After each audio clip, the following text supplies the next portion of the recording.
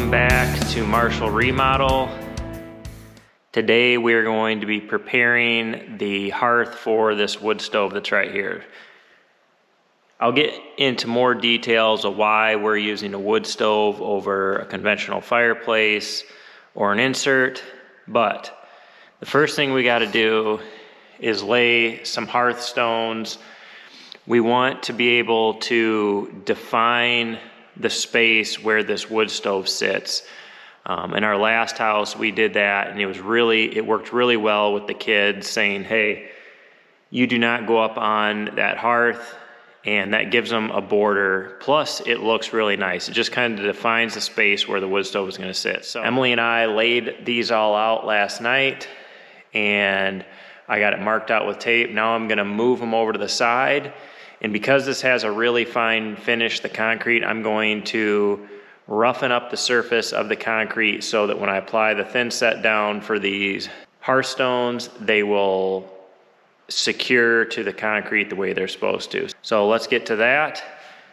Basically what I'm using is a diamond grinder attachment to my grinder.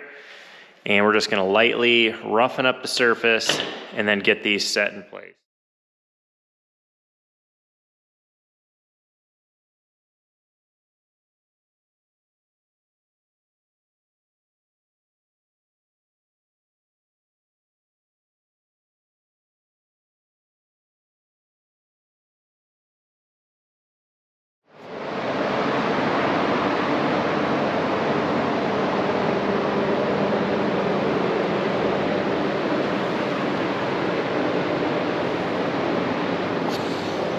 All right guys, so we just roughened that up with that diamond blade. That'll just give that thin set a little bit better holding power and whatnot. So we're gonna go ahead, I'm gonna lay out some lines with some pencil, and then I'm gonna start setting these blocks. I'm just gonna use thin set mortar to set them down here on this concrete.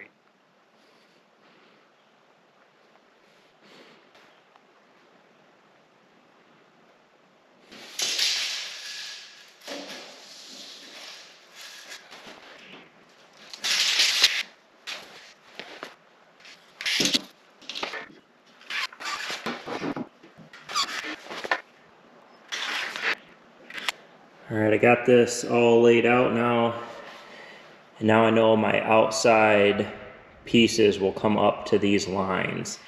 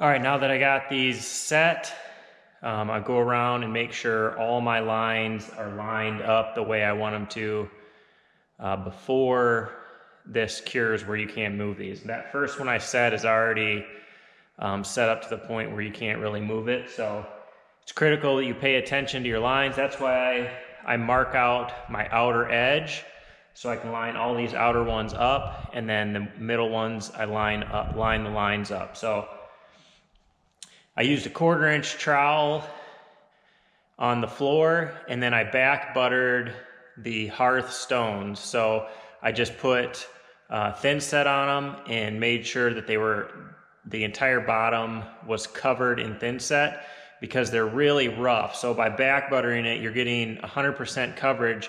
Then when you set it in that 1/4 inch trowel thin set, you get really good adhesion. I'm happy with the way this turned. If you get any thin set on your stones, don't worry. You can take like a wire brush and brush it off once it dries. Emily is picking up mortar, so hopefully tomorrow I can get all this mortared, and then we can start on the Rosetta Stone going up the side. So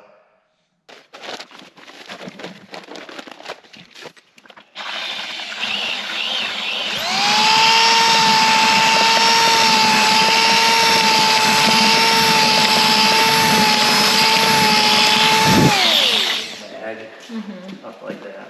Sure. I have to redo my nails anyway, so.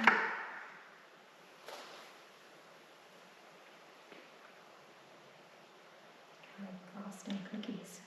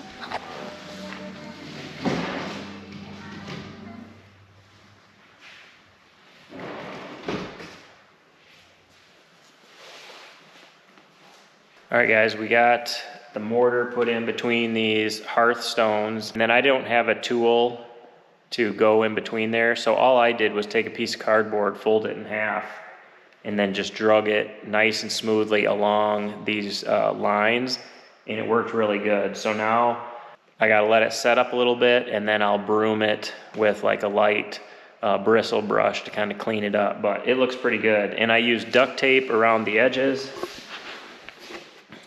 to kind of block this, and I'll be able to clean this up, these edges. This is a pretty easy thing to do. You can buy those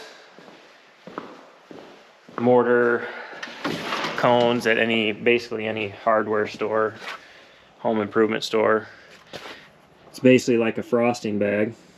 You can see I got duct tape on mine because it's got holes, but it's pretty smooth on the inside. You just got to mix your mortar up thin enough that it flows out of there almost like it's frosting. That's how I mix it up, like it's frosting.